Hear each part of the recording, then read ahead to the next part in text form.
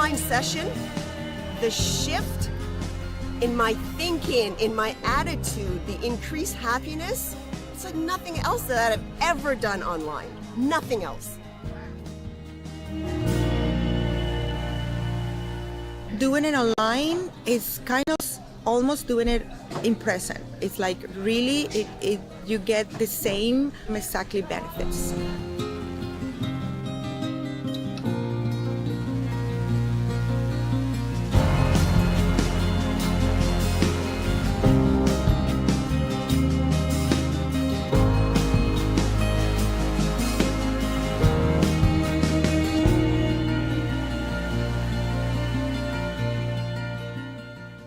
Welcome to the event. We're really happy that you're here. We're about to go live in just a few moments, but before we lift off, there's a few important things we want to make sure that you're aware of so you get the best possible experience out of this.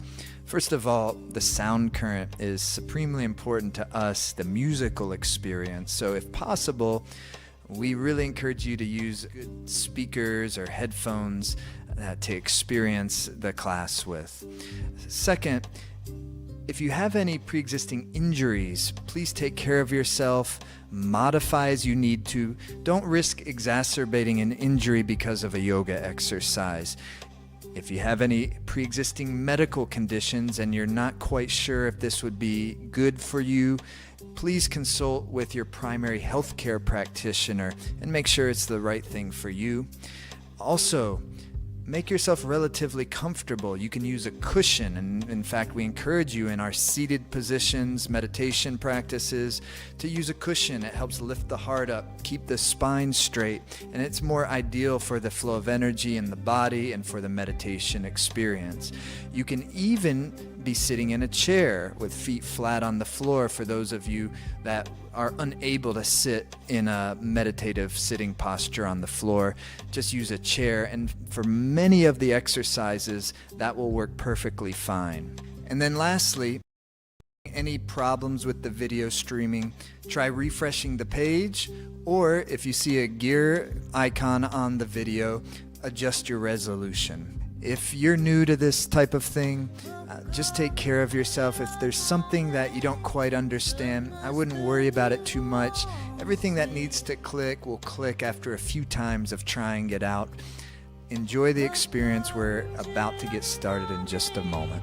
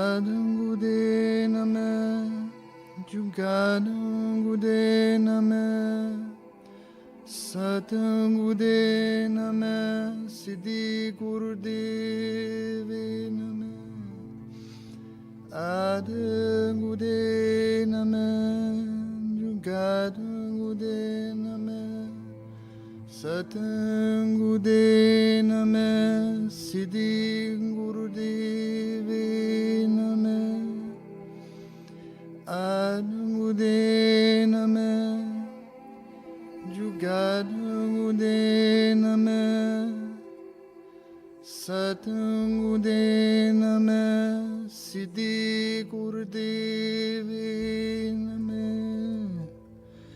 Greetings, welcome. Thank you everyone so much for being here. Happy full moon time to you. Okay, like this. Take your hands to your ankles, shins. Be right on your sit bones. Nice and easy, like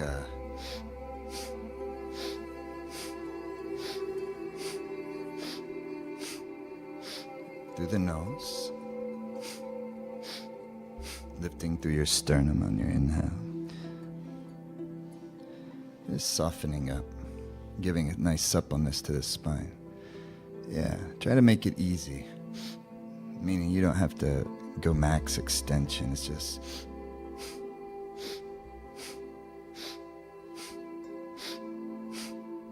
now close your eyes, listen.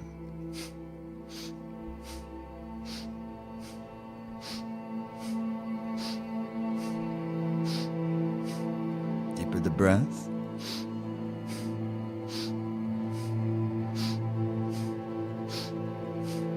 Inhale very deeply. Capture the breath in, soften your chest, soften your mind, listening. Exhale. Yeah, tuning our instrument. Hands are here. And then just let it swing. Inhale left, exhale right. So let it swing easy.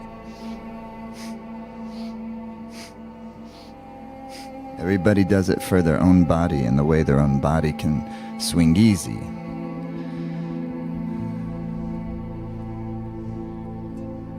Ad Gure. Gure is Guru. This is the Guru Purnima. Throughout much of the world, considered among the most, if not the most, auspicious full moon of the entire year, because it's in reverence of the Guru. Inhale, center. Suspend the breath, soften the chest, soften the mind. Exhale.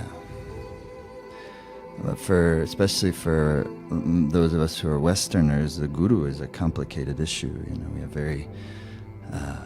very complicated relationships with teacher and authority figure, but that's not what the Guru is. You know, when we say Guru Purnima, we're not talking about any person.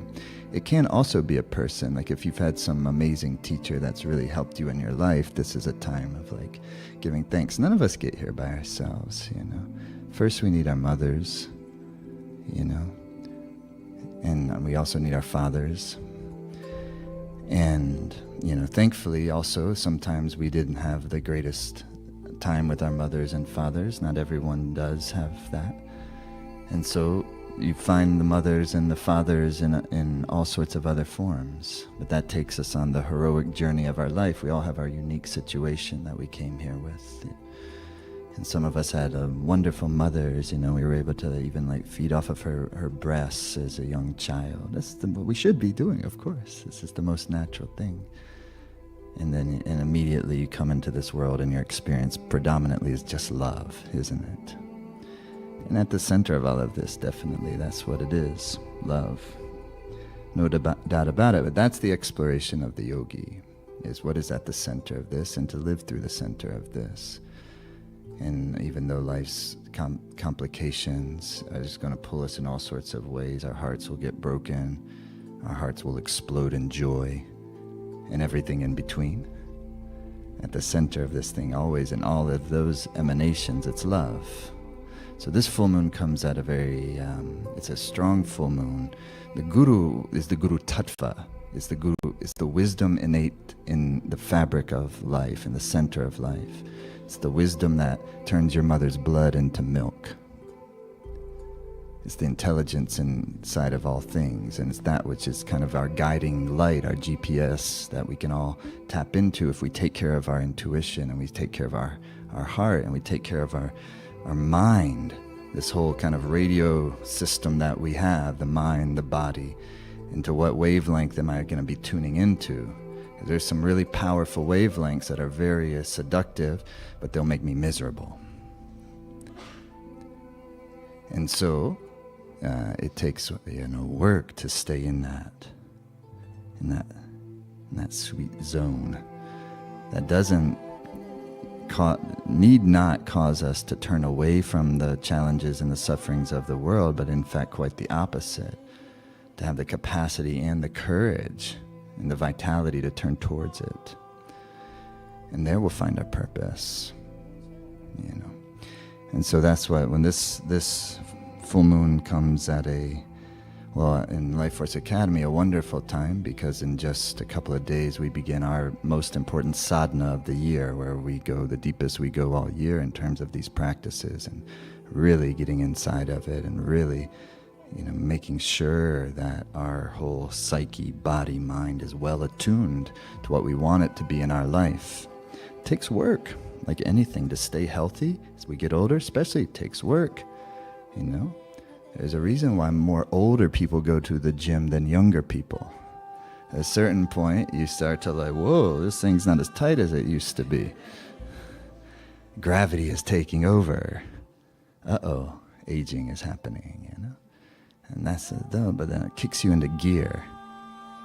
And then you start to work. And out of work, something good comes. But we have this really the full moon comes with an intensity. If this full moon's lunar mansion is in Purvashada, it's like deified water.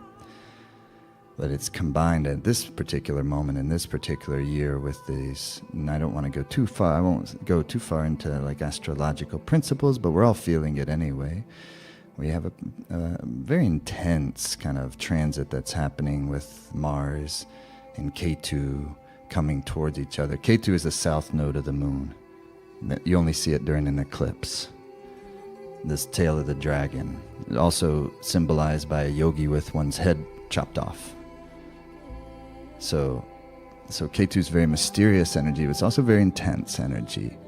On one hand, it causes dissatisfaction, discontent, but on the other hand, it's the liberating force. They call it the moksha karaka in Vedic astrology, the indicator for liberation. But liberation means that it's going to cause you to face the things that are in the way of liberation, personal liberation. And what is all of that is emotional tendencies, mental tendencies, but usually it gets our attention through life circumstances. Go through a challenging time, especially a challenging time that causes you to look at yourself, and my own involvement in the difficult time, and my own ability or inability to stay sane in a difficult time, and to stay in my good character, and to not lash out, and not to be impulsive, and not to destroy my relationships. Relationships are precious. And so, it's a time to try to, chill if you can. Meaning in the sense of, that can be non-practical advice, because you can't chill if your whole world feels like it's falling apart. I'm not insinuating that is. At some level, I think we're all feeling like the whole world is falling apart. It's happening in Leo. So it has to do with, kings and self-identity and all sorts of things, depending where that is in your particular, where the constellation of Leo was in the sky at the moment you were born. That will determine in what kind of domain of your life this is impacting you most squarely. It's impacting us all collectively, generally speaking. So we all have these interesting, incredible lives that we're living. They're totally mysterious. But what this is all about is being able to see the forest for the trees. And the meditative mind takes us into that space where all of it can be processed. Not processed in intellectual fashion, but processed in such a way that we're no longer overwhelmed by it. We're no longer fearful of it. We've strengthened our sense of self, sense of inner confidence, and that makes us more fearless. Even fears of things like aging and dying start to dissipate. because we start dropping into something that doesn't age. That's what the yogi is doing. You're dropping into that thing that doesn't age. That's why people are practicing lots of meditation and yoga practice look very young relative for their age usually. And so that's what this time, that Mars Ketu thing on one hand, on a one level, it can be extremely challenging and potentially destructive. Yeah. On the other hand, it's incredible energy too. It's not innately a bad energy. It's just turbulent and it's intense. Fire and fire and fire. Mars fire, Ketu fire, Leo fire. And so, boom, you get like a combustion that's taking place, and the full moon right now is like crescendoing. So the Ketu always goes retrograde through the sky. And then the other planets, Ketu and Rahu, are the two ecliptic. You only see them during eclipses. They call them Chayagraha, shadow planets. So Ketu's always going retrograde, and the other planets are coming this way. So Mars and Ketu now, since early June, have been in Leo going, and they're like in a week or two they're gonna meet exact. That'll be the most strong part of it. Then it'll go. Okay? This is natural. These are waves of life. Sometimes you get tsunamis. And so that's been happening since early June, and we have the crescendoing energy of the full moon, and here we are. Bueno. Good, because you can always work with it. But big waves are harder to surf than small waves. So the yogi is, though, interested in surfing the big waves. Because there's only two choices. You surf or you try to swim under it. You swim through it. Okay, we can also try that. I think that's a good move. Or you can go crash by it, you know what I mean? And our emotional bodies will feel that, definitely. So, inshallah, we're doing great and feeling okay and feeling good. And that's what this practice is so wonderful for. We're going to do quite the Kriya today. First principle of life force formula is Kriya.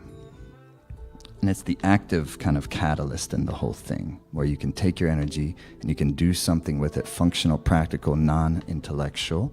You can work with your body, your mind, and your breath to move your energy, to center your energy. By centering the energy, that brings the mind into more relative contentment. Even if you're having a very hard time, you're bringing yourself, it doesn't mean you just fixed it, but you're bringing yourself into relative contentment. Relative contentment is content relative to the circumstances that you're in. Wouldn't you say that's a good step number one? Why not? Because then things are a little less turbulent. Now you can start to work with the mind more rationally. Emotional energy is non-rational energy. So you combine the two. Emotional energy is power energy. That's the water element. What a force. But it can be a force destructively, and it can be a force creatively. So if you can take the emotional energy that tends to go into destructive fashion, and you can learn to center its energy, you can do that by not working with the narratives of the emotion. So this isn't really psychology or psychoanalysis, at least. It is a type of working with psychology in helpful ways, using principles to do that. But what we're not doing within the practice is indulging the narratives that accompany the emotions. Why they did this, You're giving yourself relief from that during the Kriya. Kriya is you put your mind's attention on a single point of focus, and all of these narratives, as they try to inject themselves, you saying, not now. You allow it, because the mind's potent. It's not just going to stop. And if you say, it should stop, and then it doesn't stop, it's like, I suck at this. I'm not really good at meditating. Nobody's good at meditating. It's not something you're really good at. It's something either you do or you don't. Of course, anything you do regularly, you get, quote unquote, better at it. I don't think I'm good at meditating. I'm relative to me, I'm okay. Yeah. But I don't even know what that means, you know? It's just, the thing just keeps getting, at 25 years, it just gets wider and wider and wider. So it's like less convinced of things, but more enjoying things. So that's the better part, you know? Less convinced, more enjoying. So, how can you be convinced of anything? This world is incredibly inconceptual, isn't it? The trees and the birds and the ocean, weird ocean creatures, what's that all about? Stars and planets and holy, you know? So how did any of us think? Okay, so let's do yoga practice again. Hands to your, like this.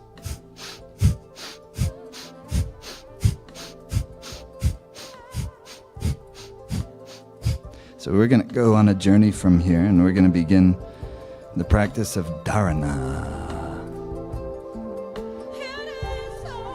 You're just going to, what that means, you're just going to put your mind's attention on your breath and the body exercise. And you're putting the body and the breath together in a single rhythm.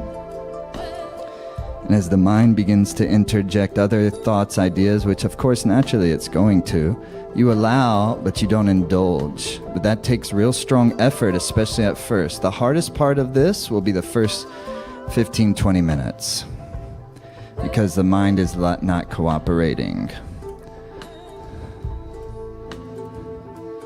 But eventually the prana, inhale, squeeze up. Exhale, release. The prana is going to center, and you're going to feel good. Stretch your legs out wide like a V shape.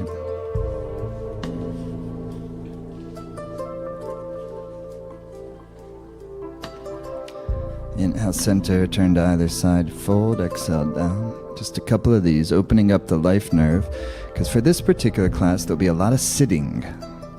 Those of you at home, you sit on a chair, no problem. Have your feet flat on the floor. For most of this, obviously this one, get on down on the floor. Feet flex, groin relax. Fill the lungs with a beautiful, direct, deep breath. Oxygenation of the blood makes the mind feel better. Helps the body feel better. Don't you think?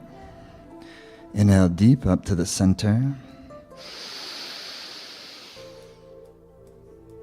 Fold down center. Lift up in that position. Inhale, lift. Exhale, fold. Feet flex. Groin relax.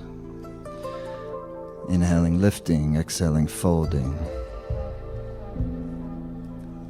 Good. And then relax, shake your legs out. Come back into the easy pose. You try this breath, it'll be light and rhythmic. Like.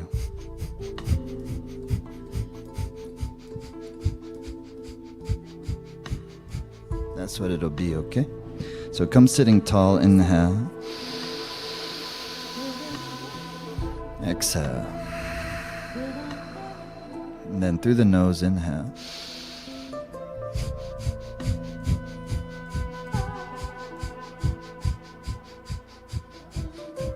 Make your exhale, inhale equal.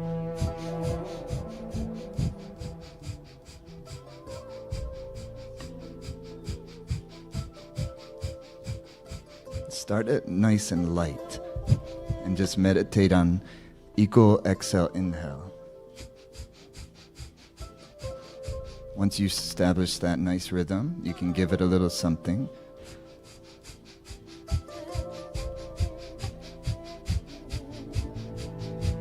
Inhale deep. Exhale.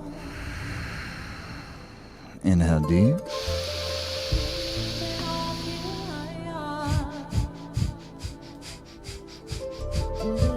Same breath.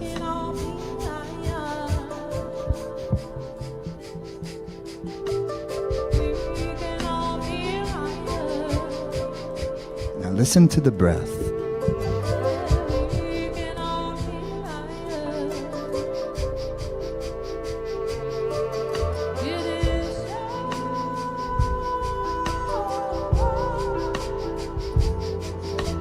Inhale. Exhale. Hands like this. Palms facing up, fingers firm. Chest out, shoulder blades released, sit bones connected to the ground. Fingers firm, please. Inhale.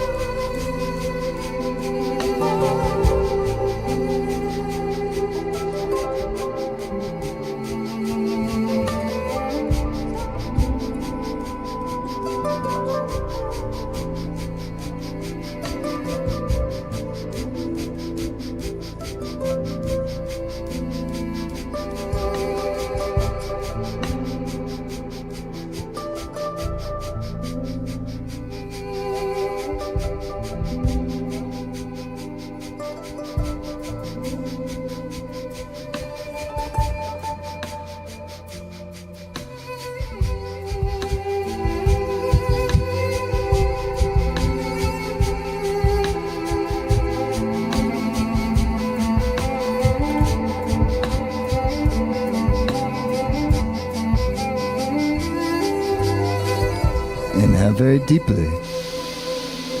Make your fingers tight, please, like steel, and lift up through your pelvic floor, the rectal sphincter, the sex organ, and then under your belly button, the abdomen, up and in your navel point. Fingers tight, then like an O-shaped mouth, through like a cannon. Unamas, inhale. Make your fingers tight like steel, lift the pelvic floor. Squeeze the spine. Squeeze your fingers. Like a cannon, exhale. Beautiful, relax that. Now this one, the hands go into the prayer mudra. Inhale. Then.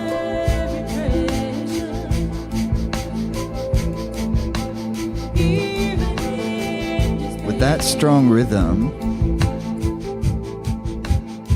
doesn't, not aggressive rhythm, smooth rhythm, but it has a pace.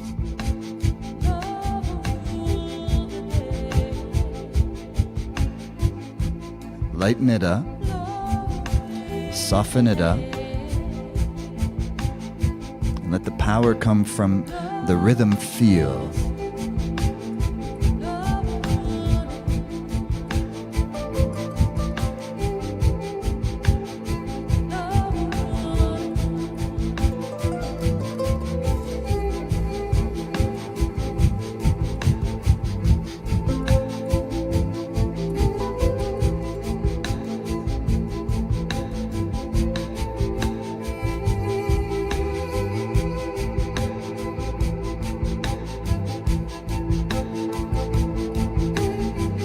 Inhale deeply.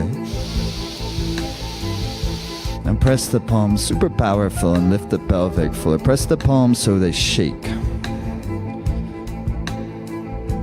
Press them, come on. Press them. Relax.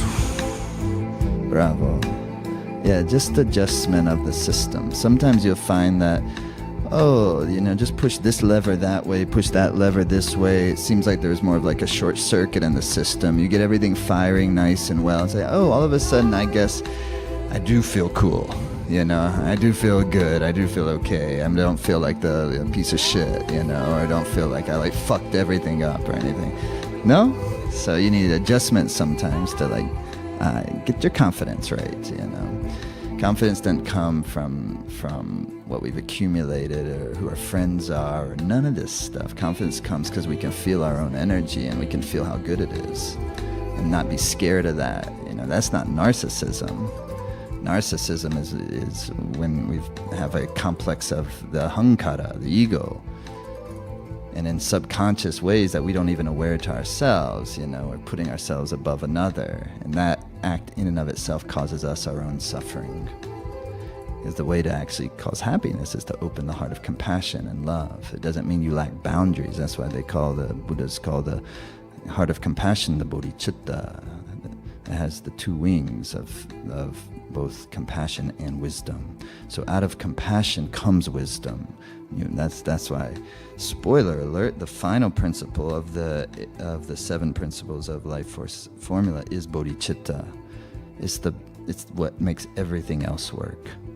Without, you can develop plenty of shakti in the body and energy, and you can make charismatic, and you can be impressive, and then you can also be using that to manipulate, of course. That's what we're often doing as humans. That's going to cause our own suffering first, and then it also causes in the suffering of others.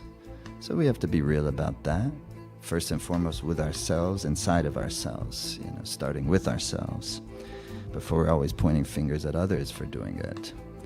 And so then, little by little, when we notice that, naturally it hurts to notice that, but once we do notice that, actually everything starts to feel better, because naturally we're compassionate. Our basic nature is that. That's why the mother's blood turns into milk. Love. And so, by being compassionate, wisdom always comes. And what is wisdom? Is the Guru Tattva. Wisdom is the GPS light, the guiding light. Wisdom shows us how to be happy. Wisdom shows us how to love. Wisdom shows us where we can set boundaries without losing love. In fact, our boundaries strengthens love, keeps our life force good. Okay? Guru Purnima. Come like frog pose, please. It's a little bit of a little challenging set, no big deal though. Okay, like this. Inhale, straighten the legs, like Nima. Exhale, back starting position. Heels are touching, or at least as close to possible. Fingertips on the ground. The heels never touch the ground if possible. There's an ideal, then there's real. Just do the best you can. But breathe with a full strength breath through your nose.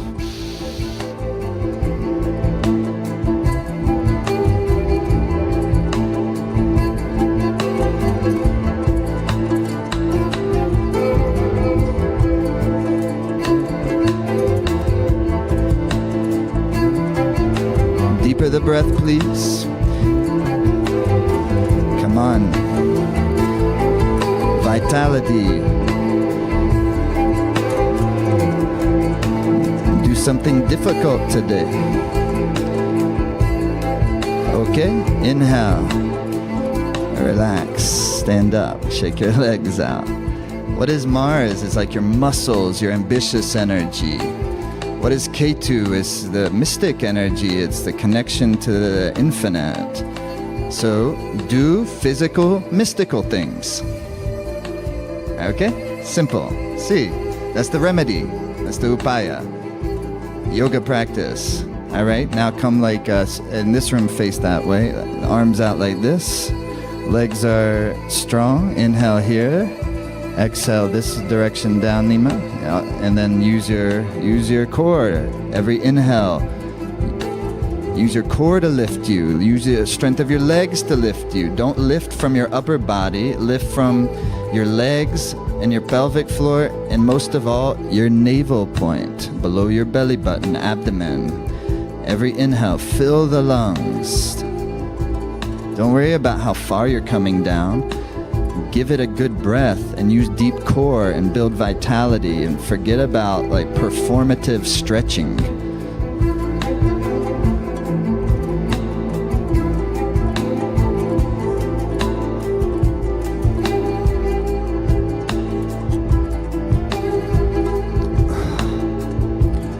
Try to forget about even any idea of like fixing yourself, and see if we can shift the perspective to tuning the instrument so it vibrates the most beautiful harmony that is you and your life.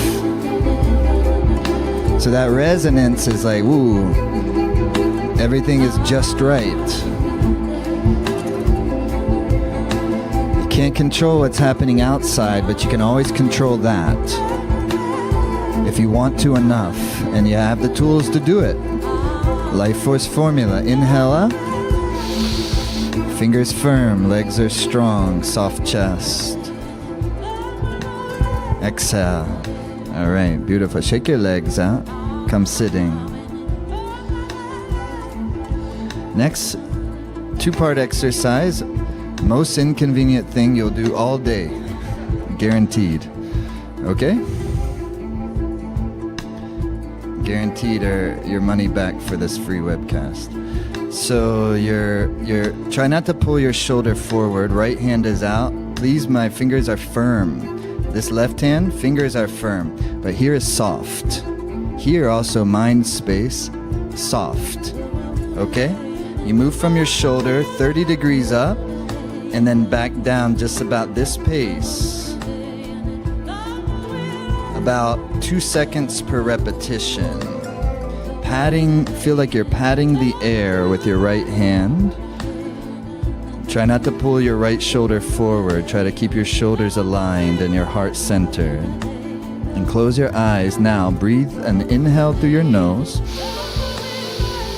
And through puckered mouth, long, strong exhale.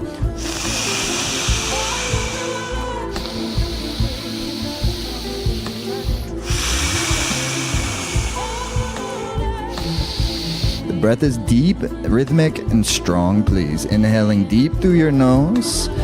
Exhaling completely and deeply through your puckered lips. Push the breath out. When you exhale, draw your navel in and lift your diaphragm.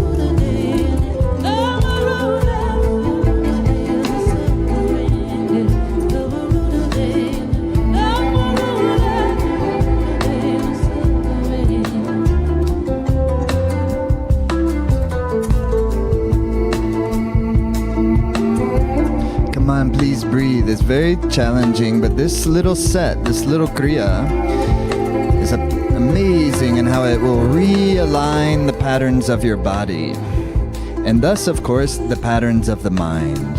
Almost there. We're almost done already. Very difficult. If you're finding it extremely challenging, welcome to the kriya. It's what it is. Sometimes there's a little pain as things are adjusting. But these kriyas will tap a deeper reservoir of vitality within you. And not only do they give physical vigor, vitality, rejuvenation, purification of the channels, rejuvenation of the tissues, but they bring bliss to the body and the mind, that which gives us longevity, that which keeps our joy alive. Very hard work, 25 seconds. Deeper the breath.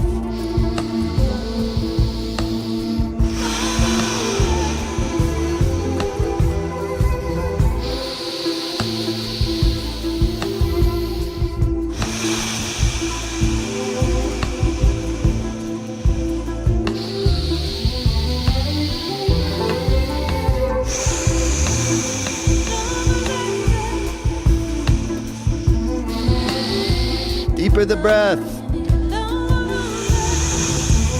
Now through your nose, inhale deep. Relax. Amazing job. Now shake your shoulders out. Okay. This side a little shorter. Come on. Move from your shoulder, patting the air. Align the, don't pull the left You're doing the opposite arm that you just did, even if I demonstrated otherwise. You're patting the left arm, moving from the shoulder, not pulling the left shoulder forward. It's a very deep inhalation through your nose, but it's a strong and kind of quick. And then it's a very deep and long, complete exhalation through puckered lips, puckered O-shaped lips. And you push the breath out by drawing your navel in and lifting the diaphragm. The hard work of the Kriya. And your attention is on the breath. And yet everything is coming crashing, and the subconscious is getting stirred up, and the irritation or the frustration or the sadness or despair or whatever it may be. You breathe, and you don't allow the narratives that accompany the emotion to dominate your mind space. You use the power of the breath and your desire to focus on it. Focus on your own life force. It's not easy. It doesn't just come. You have to work at it. You have to practice something. And then something magnificent comes out of good practice, hard work, consistency. Breathe.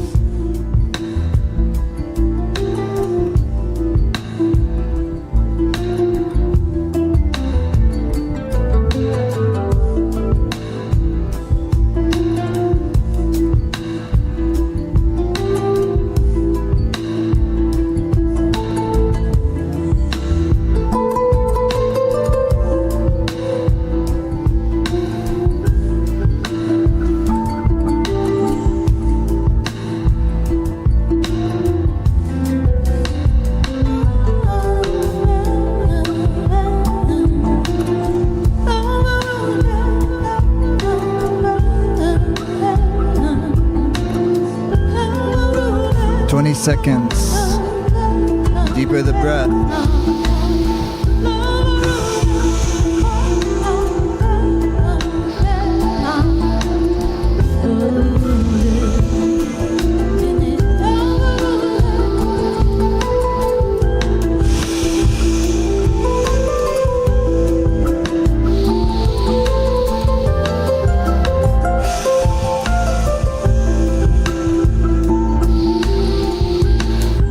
Exhale. Now inhale deep. Hold the arm out. Make the fingers firm. Lift through your pelvic floor. And relax. Very, very beautiful. Shake your shoulders out a little bit. Yeah.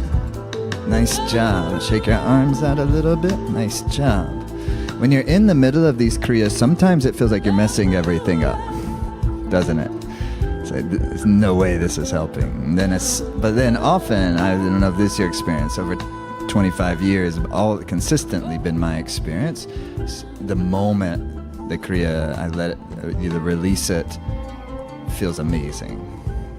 Consistently, So if you have something, I have something that I've been able to consistently rely on for 25 years plus, that when I'm in some funk or some off, which happens often, I can make the adjustment before destroying too much. And but the real magic happens when you don't wait for that to make the adjustment. That's why yogis revere sadhana, meaning you're doing a little something every day. And it doesn't have to be much.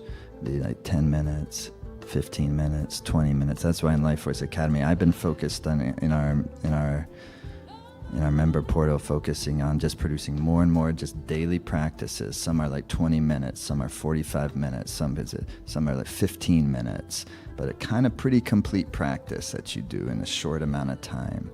Because it's small amounts, I think, for most human beings, small amounts done consistently is where the real sustainable transformation comes. Transformation meaning we're getting less miserable and we're truly getting more happy, and thus we're getting more prosperous. Our relationships are all working out. Why? Because we're getting happy. It is the key to all of it.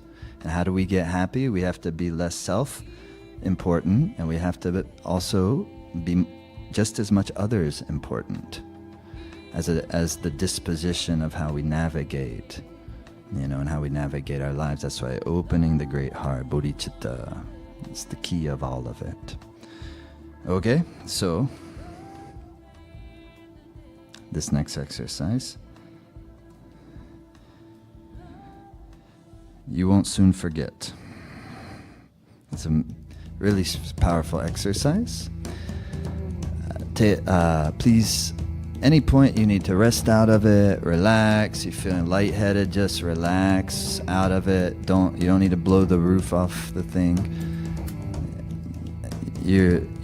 But what you are doing is you're building a force. Okay, so your hands are going to be flat like this. Your upper arms against your rib cage, like this. Fingers firm. Chest out. Yeah, it's quite the posture. So fingers firm, not limp, firm. Heart lifted, shoulder blades released. Sit bones connected? No? Lift those sit bones up a little. Then chest out. So that's it. Chin is slightly in. Sternum lifted, chin slightly in, like that. So you find the version of it. It's nice and strong, erect, but it's also keep the chest soft. Keep the mind soft. Even if you can, keep your upper back soft. Okay? And in that position, so it's an inhale through the nose, exhale through the mouth.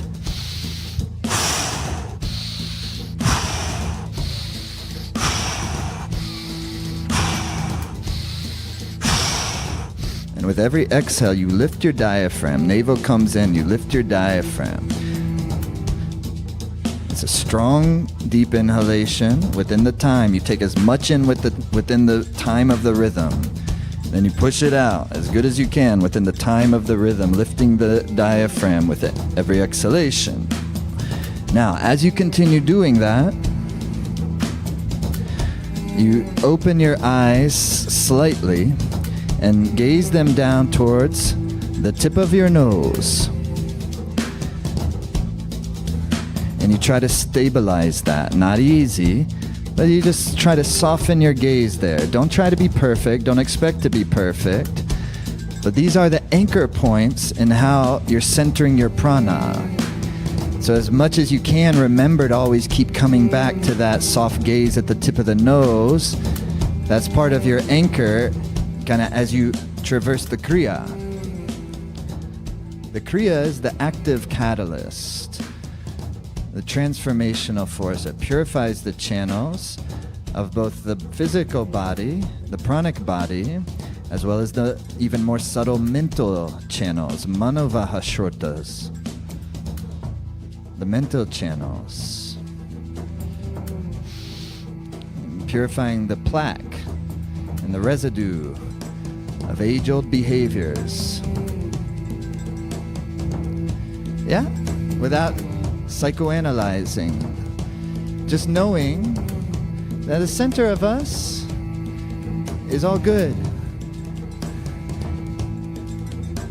And we clear the channels, center the life force,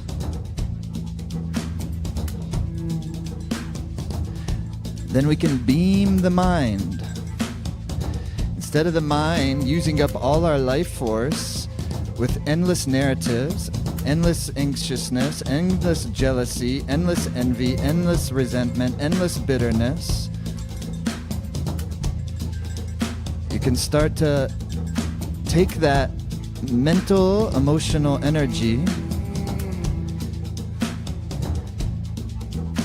and put it in service of your creativity. It takes creativity to become happy. It takes caring. It takes living your life like it's a work of art. It's not just all masculine science. It's feminine creativity. And when you blend those two together, the Shakti of the science and the Shakti of the art, Life is amazing. In all its joy, in all its terror. In the middle of it, we reside.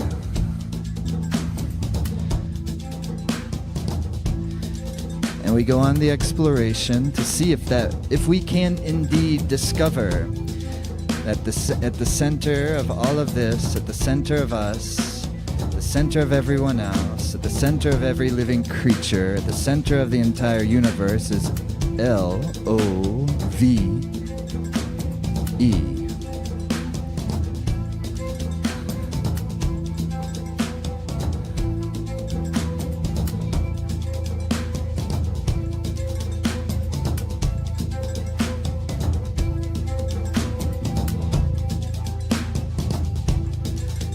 Even to give it a word, even to give it letters, or to turn it into an acronym, will always be short of the amazing grace of what it actually is.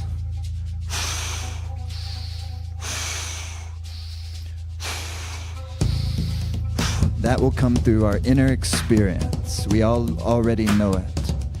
So now let's make it come alive. Give it an instrument to play. Tune the vessel, the body, the mind, the electromagnetism. Centering the prana. Building a magnetic force so that you can live the good Dharma purpose of your life. Flat fingers firm. Beautiful. Keep going.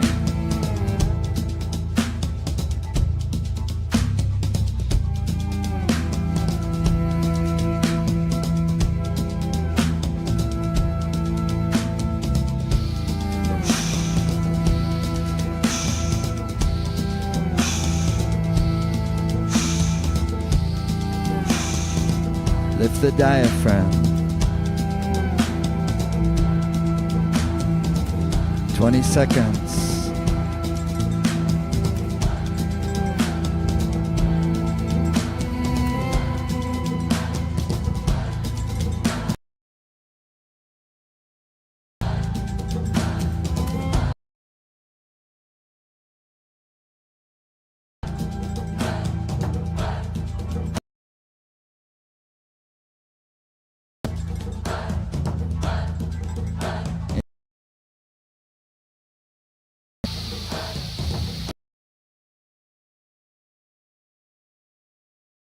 Mind. Lift through the pelvic floor.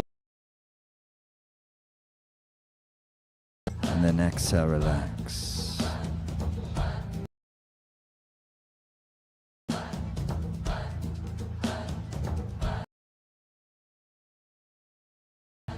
Okay, come on, shake your arms. Bueno. It out. This mantra at home. Don't feel like you have to do all this. People around you think it's weird. It's like it's just like aerobics with really good concentration and better music. Like this. Okay, chanting the mantra because nothing. The energy of the mind straightened out. That's why yogic ways all around the world. Always, always. So hada is like it's these hada. Tongue strikes your upper palate. Hada. It's like a moment of kind of prayer. Hada. So then like hada, but what it's penetrating sound, penetrating force brings up your kind of affected and not allow it to be explosive. but to have it here good as your good shakti, your good magnetism. That's why then you always this is wrapped in bodhicitta. Is then you'll feel the safety of generating good magnetism, because we know we won't be harmful with it within that container of bodhicitta. Making sense? If it's not, don't worry, it doesn't matter. Okay, so tip of the tongue strikes the upper palate, had. You'll be chanting like that, okay? Now, as you're doing so, you're striking the earth like this. So you might take off bracelets, you might have something that's not too hard in front of you, but you can also, those of you doing this outside, muy bueno. Okay? So like this. Last one, okay? Last one. Then you're going to lay down for a few minutes. So this, strike the earth.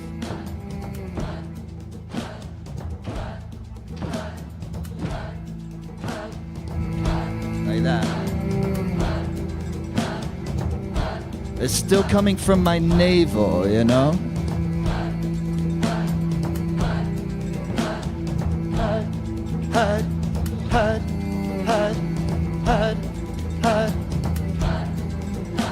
Certain types of monkeys use this to build up their energy, strike their cha-cha-cha-chung.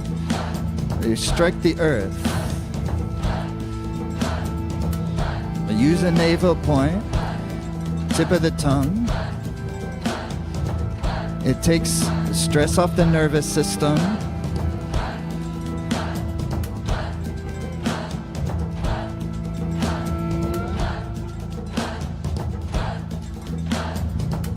Builds the inner energy, inner vitality. And helps concentrate your chi, your prana, in the body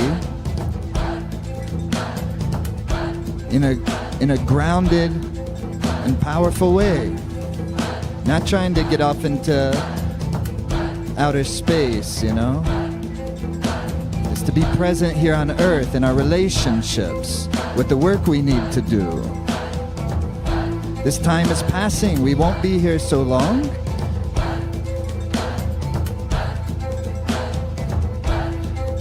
So chant it out. Strike the earth. Communicate. Go.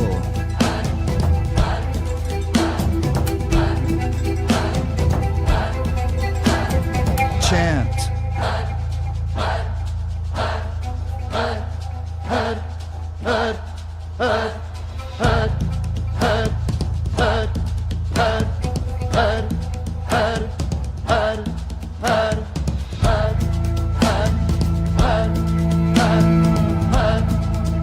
All the frustrations, give them to the earth. All the stuckness, give it to the earth.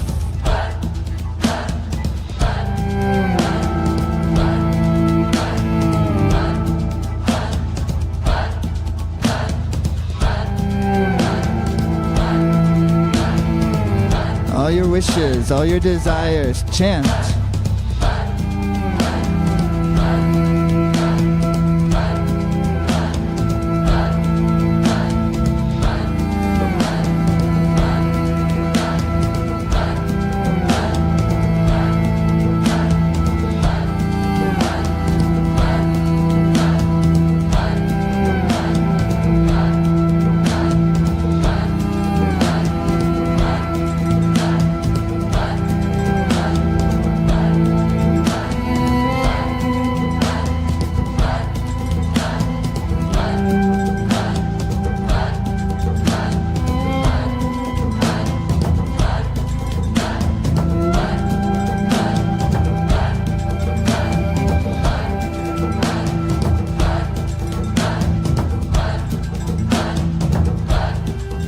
First couple minutes, we're still in our head, we're still thinking.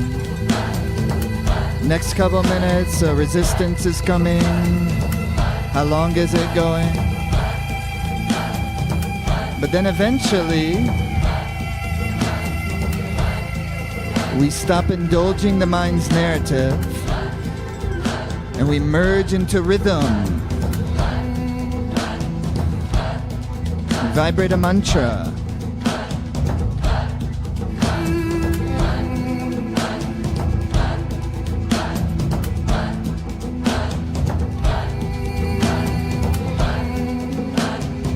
less of a fixing, less of a therapy. It becomes almost more of like an infinite courtship. The longing of our hearts, our wishes to be happy, to find love, and to be love, and to give love. Chant it out.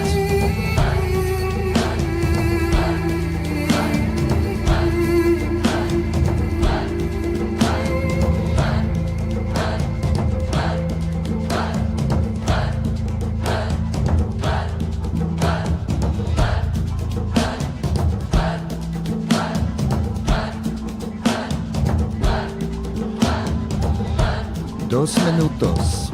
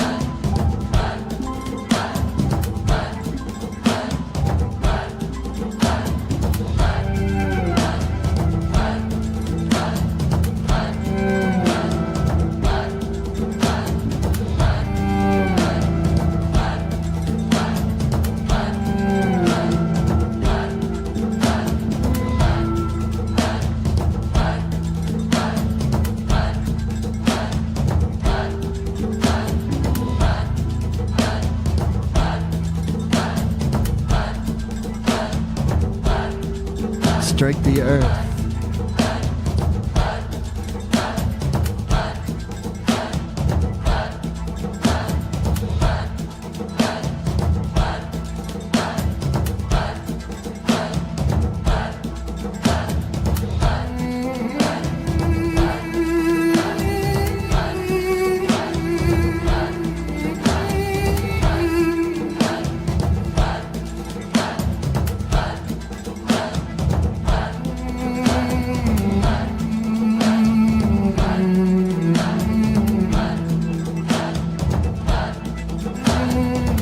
In just about 20 seconds, we'll inhale.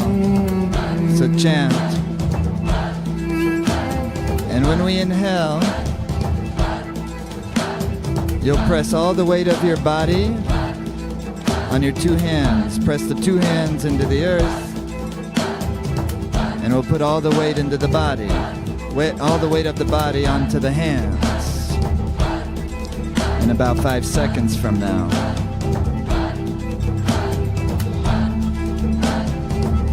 Press your hands to the earth and inhale. And push the whole weight of your body on your two hands, please. Squeeze the spine and lift your pelvic floor and put all your pressure on your hands. Exhale like a cannon. Dos más. Press all the weight on your hands. Press them, please. Lift the pelvic floor. Navel in. Squeeze your spine. Press the hands. Squeeze the spine like a cannon. Inhale. Pelvic floor. Press all the hands in the earth. Exhale. Ooh, please now, just shake your arms out a little, my friends. Be very much in your body and come lie down, please, onto your back. Very important. Everyone at home, lie please on your back. If you're in a position where you can't, then absolutely rest in whatever seated position you are. And you need a good 5 to 7 minutes to allow everything to adjust from the powerful effects of the Kriya. Yes? Beautiful job. Amazing. Now enjoy. Let the body rest. Always you can feel, when you get in this space, you can feel very viscerally the support of the earth. You've always been supported. You always will be supported. It's Ada Gure Name. Gure is the Guru, wisdom. Primal, Ada is primal, the primal wisdoms. Ada Gure Name is it's a reverence to the primal wisdom. Jugad Gure Name. Jugad ages, the wisdom that has been here through all the ages, the wisdom force, the love force, the bodhicitta.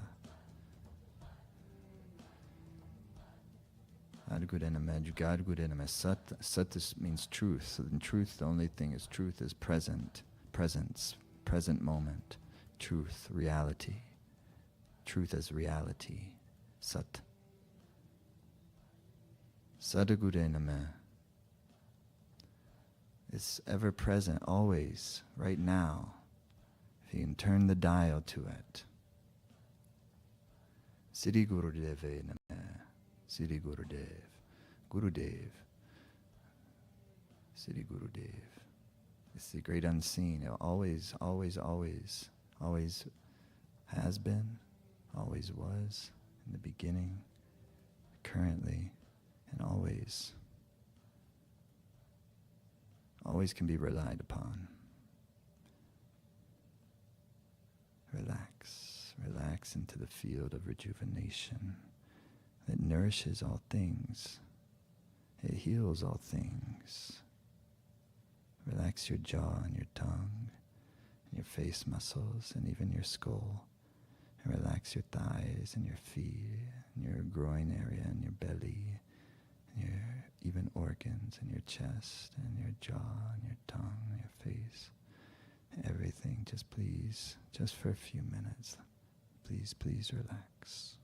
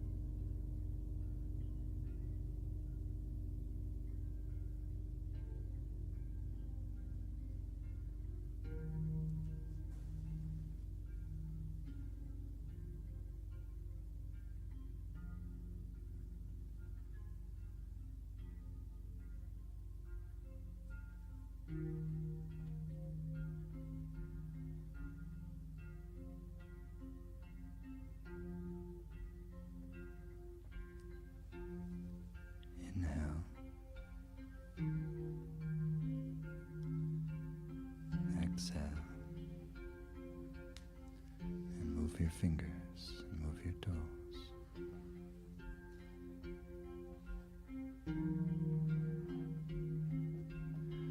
Rotate the wrists and the ankles. And stretch the arms over the head and point through the toes and take a deep inhale, extend through your spine. Exhale, rub your palms and rub the soles of your feet and make friction.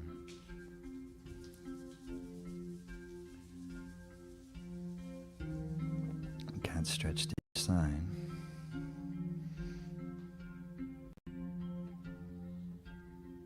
Yeah. Bueno. Hug the knees to your chest. Rock a couple of times. Come in for the final and really most,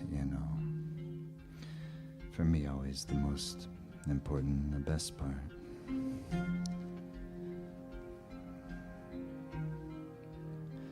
You're going to come with all the 5 fingers touching like so.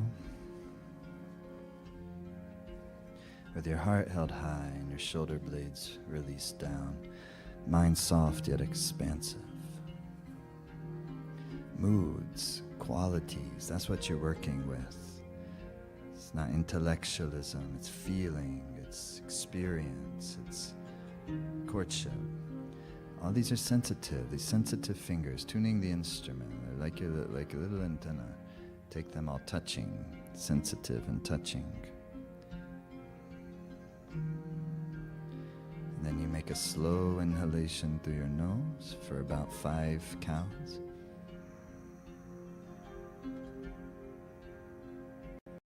Spend the breath in, keep it in, yet relax your chest, soften your mind, listening. And then through your nose for about the same amount of time, you exhale slowly through the nose.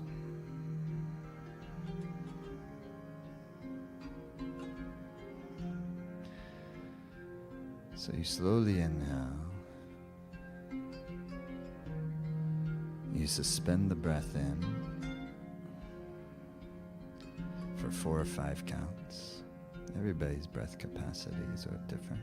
And then you exhale slowly out, slowly relative for you. But what you want to do is to create a nice equalized breath, and it's 3 expressions of inhalation, suspension, and exhalation. And hold your body just as perfectly still.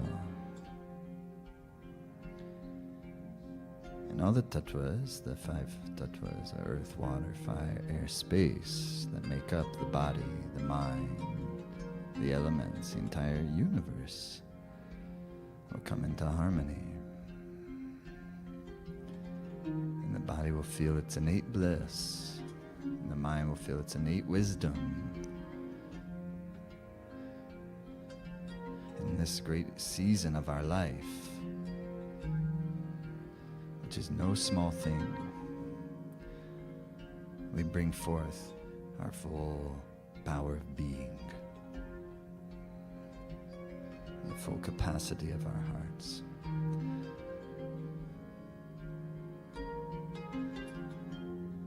And by dwelling in the center of ourselves, follow the breath current. Keep the body totally steady. Try not to fidget and move. It's not going to last very long. Find a place that works for you and steady.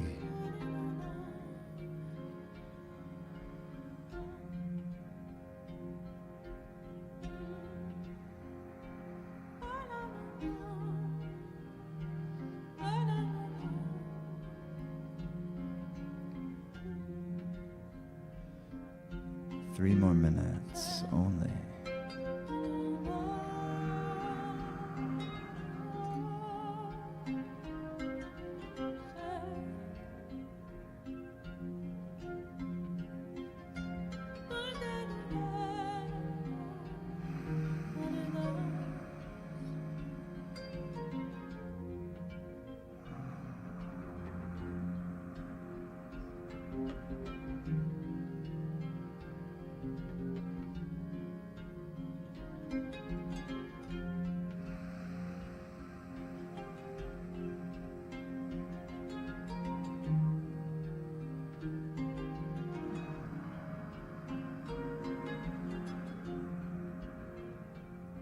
Follow the breath current with the mind's awareness. And during the suspension, steady, zero, empty.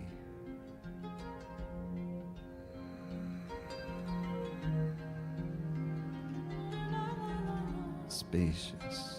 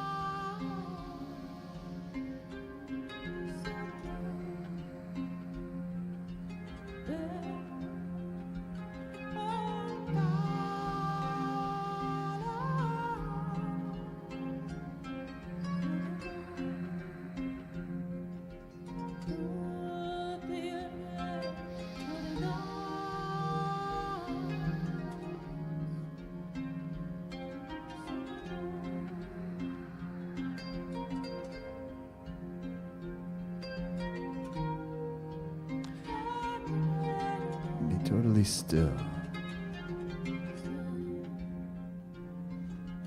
And let the breath be the current that moves through you. Follow the breath as the carrier of the life force.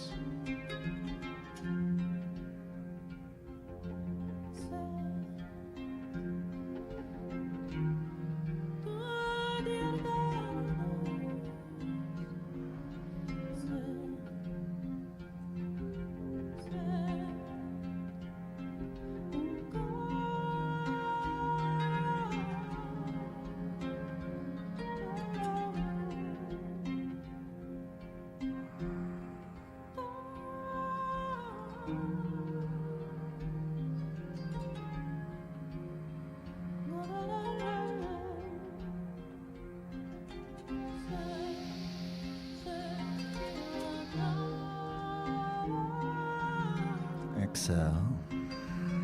Now please hold the posture perfectly steady, and through your nose take a deep inhalation.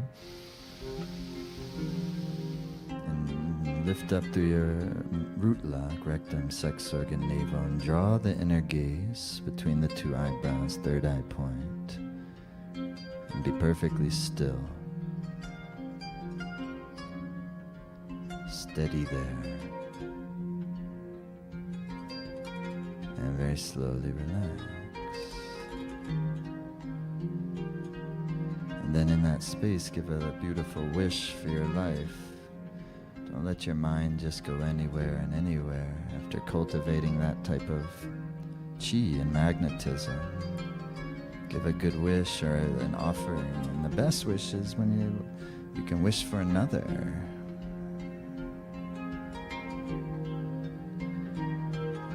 And then from another it becomes others. And from others it then becomes all of life. And guess who becomes blissful with those types of wishes? You do. Genuine love. Inhale. Bravo, exhale.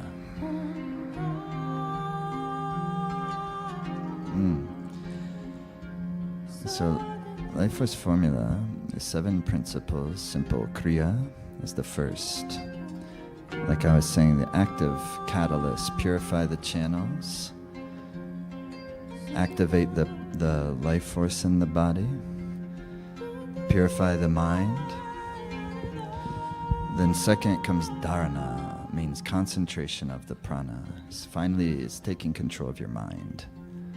The mind is what is taking me to heaven or it's taking me to hell. Nothing else is doing that, you know. No other person has any domain over that. My mind. So on one hand, it's a nuisance because I'm responsible for it. At the end of the day, because I'm the only one who has to deal with it. That's not totally true because others in my life have to deal with my mind. So unfortunately for them, in that case, if I myself am having misery, you know. So the starting point is always self-compassion, self-love has to be there. And otherwise, all of this is too hard. It's all too difficult. But there's no other really good choice, I don't think. Avoid the tendencies of my mind is ultimately a losing battle. Because at the end of the day, even if it's through my dying process, I will have to deal with my tendencies. So it's the transformation of these tendencies, which the Kriya is a starting point of becoming very helpful with. But Dharana is how you concentrate prana and build your magnetism. But Dharana operates in two capacities. One in the practice, the technique of the practice, but two in the disposition of one's life. So if I have a young child, that also is Dharana, because I must take care of this child. If there's a child there, there's a Dharma for the child. How do you know if you have Dharma for children? And do you got kids? So there's some kids there. They require something, you know. And so that when life, or if I have a business, the business becomes a dharana. The main things that need my attention are not just things they're no longer just, you know, job, responsibilities, but they are the things that I'm utilizing to concentrate my prana, to concentrate the life force. So now it's becoming not just something I have to do, but it's becoming my devotion, my art. Yeah. So then third is nada yoga. And life force formula, first is kriya, second is dharana, third is nada yoga. That includes sunya, listening, that includes mantra, of course, all of this. We are Life Force Academy, more than anything else, sound current yogis.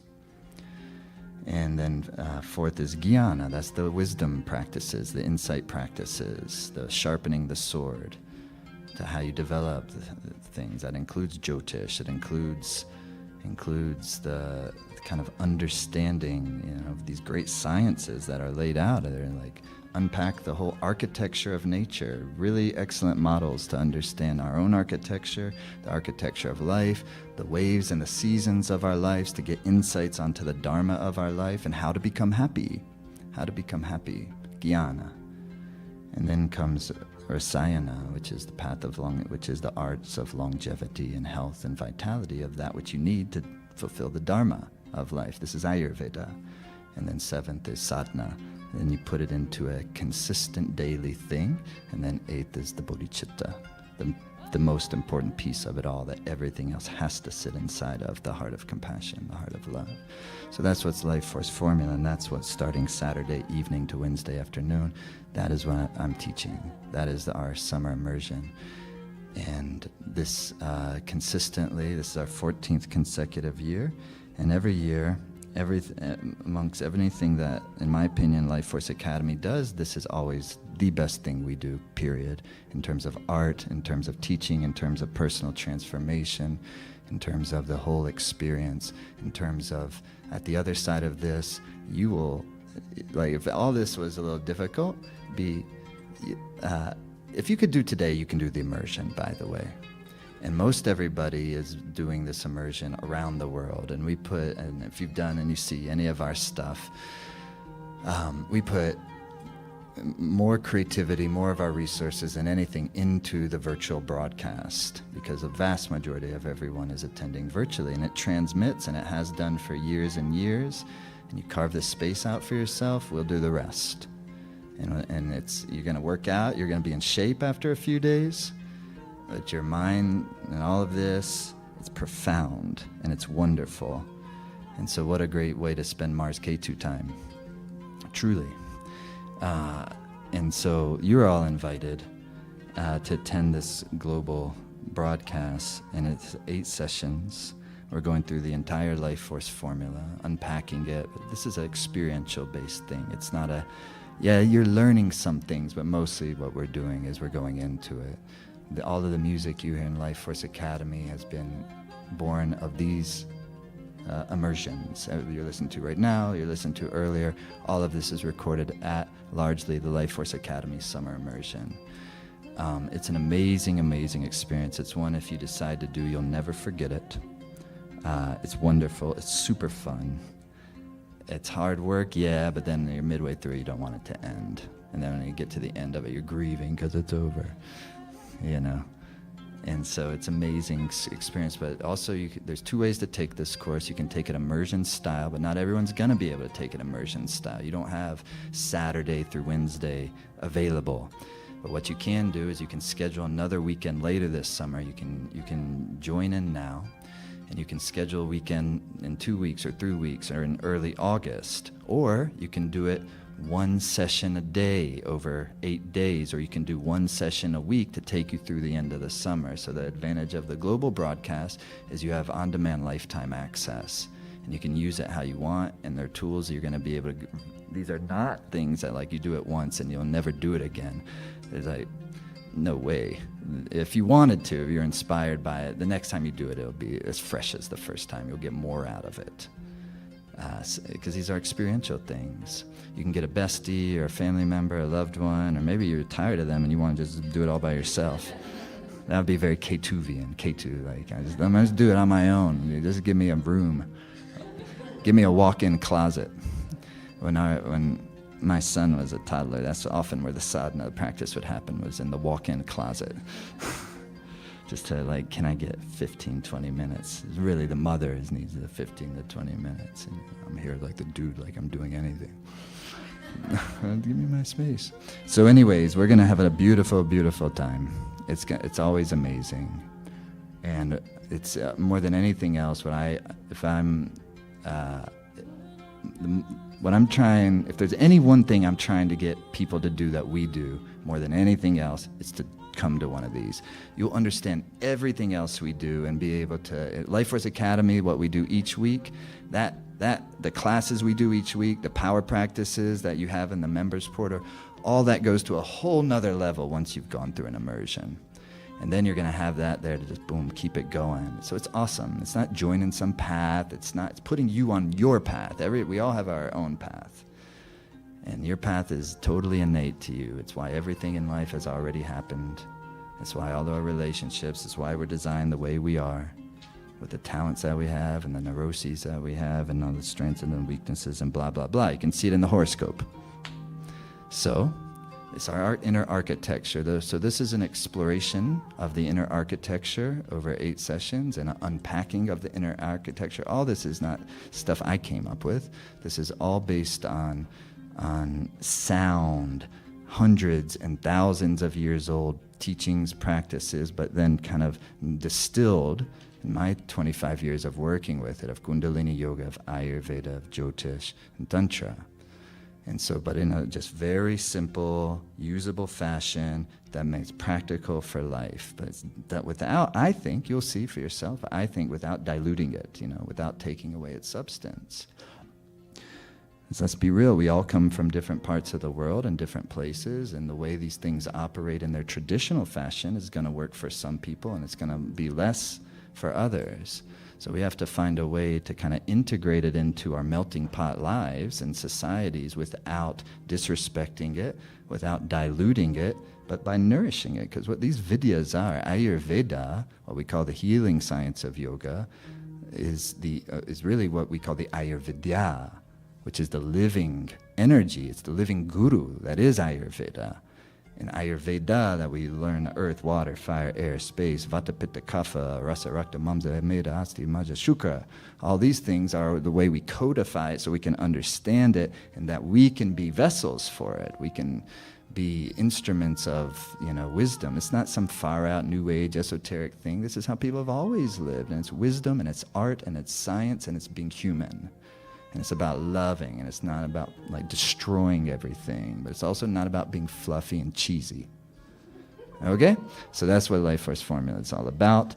And if you get in now, we do our very best, as I was saying, to try to get you to do this. It's like, I don't even have the things in front of me, but I think it's like $5.95, regular price, lifetime access, everything. You can see we're giving a whole nother course if you join this as well. That's called Tantra and Kundalini. So if anyone who gets this course, also we're throwing in that second course as our way to be like, listen, we're trying to make this a dumb deal. And so it's discounted all the way down to $295 from $595, I think, but whatever's on there is right. I don't have it in front of me.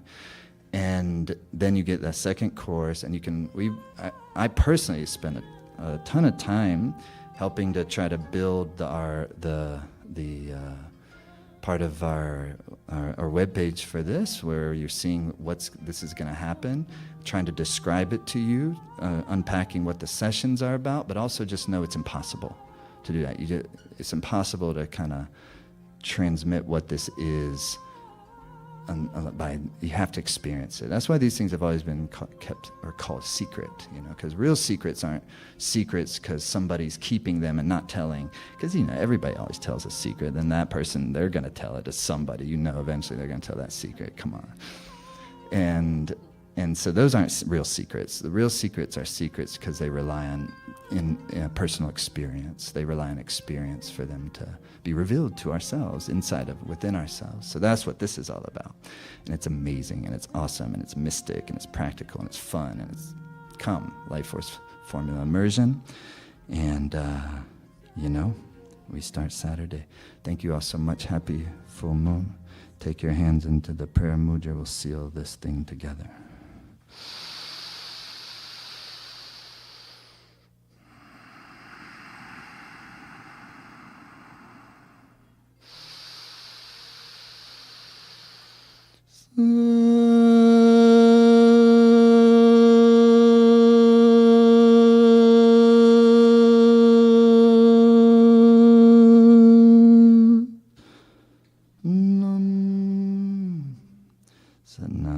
Thank you so much, everyone. Happy full moon time. See you this weekend.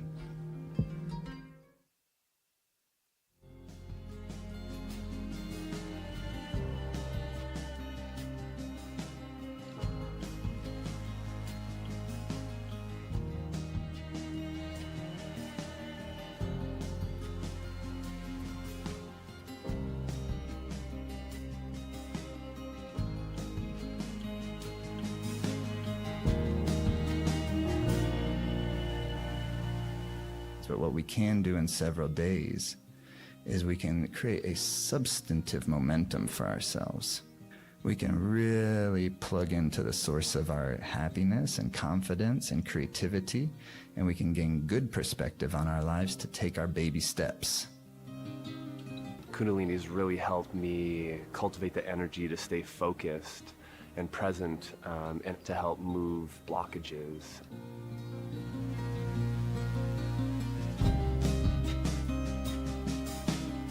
Doing it online is kind of almost doing it in present. It's like really, you get the same exactly benefits.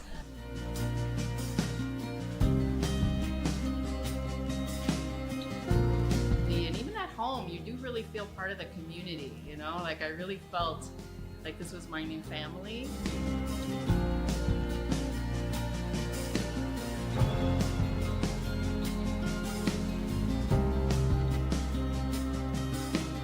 My first online session, the shift in my thinking, in my attitude, the increased happiness, it's like nothing else that I've ever done online. Nothing else.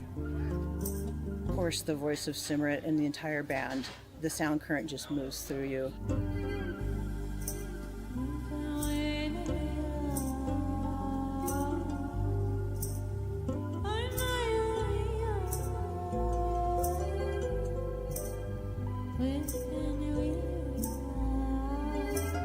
Just the general teachings of Jai Dev and his humor, his love, his kindness, his wisdom, his insight, like all of it is just such an incredible blend.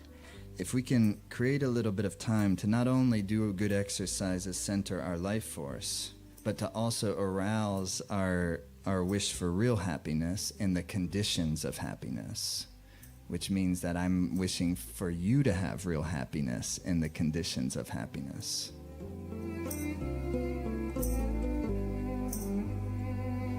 Everybody wants happiness, so all it's really promoting is happiness through happiness training.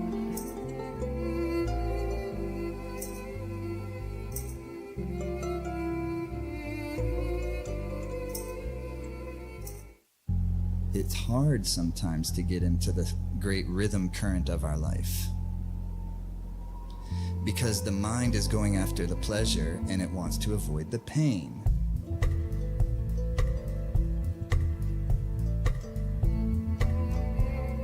There comes the practice of yoga, is to spend a little time each day getting your energy right inside of you, putting your energy in rhythm, centering your life force, your prana, so that the mind and the heart has nice sensation of the purposefulness of your life.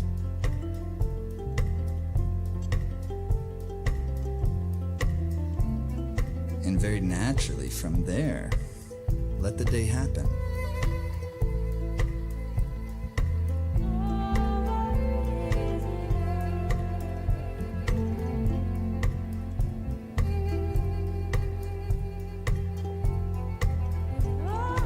There's a pure consciousness, a pure love, a pure intelligence at the nucleus of us all. And then Kundalini energy, the Kundalini process is allowing that energy to blossom into your life.